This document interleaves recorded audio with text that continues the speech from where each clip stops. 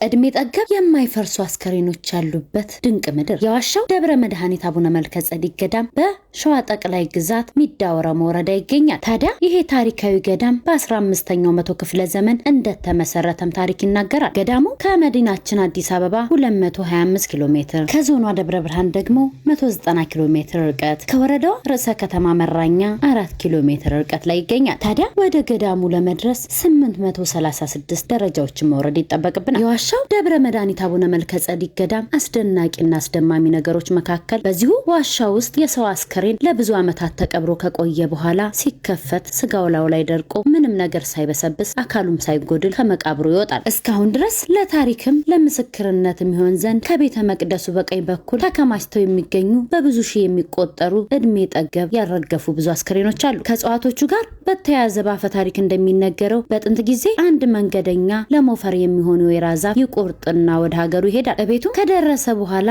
እንጨቱን ከትከሻው ላይ ሊያወርደው ቢሞክርም እንጨቱ ግን በፍጹም ሊወርድለት አልቻለም። በዚህ ጊዜ ሰውየው ግራ ይጋባና የአካባቢውን የሀገር ሽማግሌዎች ያማክራል። ሽማግሌዎቹም እንጨቱን ከየት ቆርጠህ ነው ያመጣኸው በማለት ይጠይቁታል። እሱም ያመጣበትን ቦታ ሲናገር የቆረጠውን እንጨት ከቆረጠበት ቦታ እንዲመልስ ይነግሩታል። ከዛም እንጨቱን ወደ ቆረጠበት ቦታ ላይ ይመልስና ወደ ጉቶ ላይ ሲያስቀምጥ ከትከሻው ላይ ያወረደው እንጨት እዛው ቦታው ላይ ይጣበቃል። ታዲያ ያ የወይራ ዛፍ እስካሁን ድረስ ክርክሩላው ላይ ቢኖርም ለምልሞ ብዙ ሰዎች ለማየት ችለዋል። ወደ ገዳሙ ሲወርዱ በመግቢያው በኩል የአቡነ መልከጼዴቅ ፈዋሽም ጸበል ይገኛል። የገዳሙ መስራች አቡነ መልከጼዴቅ ትውልዳቸው ጎጃም ሲሆን ከምንኩስና በኋላ በፈጣሪያቸው ተመርተው ወደ ዋሻው እንደገቡና እንደመሰረቱትም ይታመናል። እስከ ህልፈተ ስጋቸውም በዋሻው ኖሯል። በዚህ ምክንያት ገዳሙም በስማቸው ተሰይሞ እስካሁን ይጠራል። የጻዲቁ በረከት በሁላችን ላይ ይደር። ቀጣይስ የት ልምጣ? ታዲያ ቪዲዮ ለብዙ ሰው እንዲደርስ ሼር ማድረጋችሁ እንዳትዘነጉ።